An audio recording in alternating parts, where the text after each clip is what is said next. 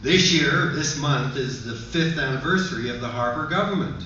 This has been the most anti-environmental government Canada has ever had. His policies on climate change have been disgraceful. You saw the footage there from Copenhagen. And if an issue like this matters, then we've got to act in a democratic way. Our people running for office have got to know what our priorities are. Now, I've been out of the country for a while, but I heard that our new environment minister, 2 days after he was appointed, was talking about ethical oil. And Mr. Harper is also repeating that discussion, as if I'm a big fan of saying we should look at the ethics of those products that are being traded in the global economy. Thank God we're talking about ethics. But because something is unethical in one country, because they've got a dictatorship or violence or whatever, that doesn't trump the other negative aspects of something like the tar sands, as if somehow this is better. If we want to talk about ethics of the tar sands, what about the fact that we know this is one of the major emitters? Canada is one of the richest countries on the planet. We are disproportionately, we and the United States per capita, produce more greenhouse gas than any of the other countries in the world. We are the biggest polluters on a per capita basis. And we argue that we can't do anything about it. The Inuit of the North have been asking us for 20 years to do something because they see their way of life is threatened.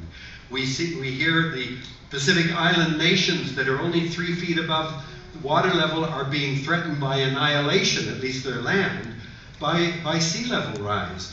We know the most vulnerable people to climate change are the poorest people on the planet, in Bangladesh, in Egypt, in much of the Sahel, in Africa. They had nothing to do with causing the climate change that's already going on. Is that not an ethical issue? If Mr.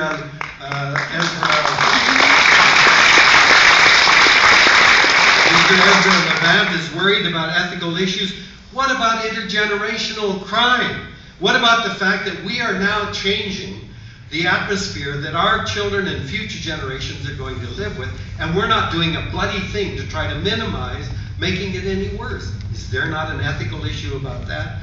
What it looks to me, if we start to talk about ethical oil, is the conclusion is we got to get off oil as fast as we can, wherever it comes from.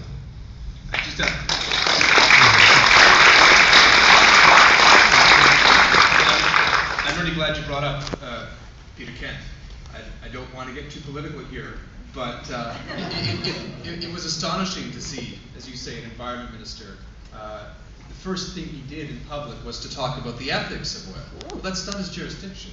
His jurisdiction is to talk about whether the oil is green or not. He's an environment minister. And I think it's a very important signal that we did reach a tipping point last year, because they've changed the goalposts. I mean, make no mistake, Ezra Levant in Calgary is handing his allies in politics a tool to use.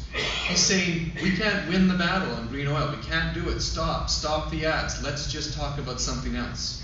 And I think that has to be the signal that they've lost that debate for now. They're going to have to actually do something about environmental issues in the oil sands.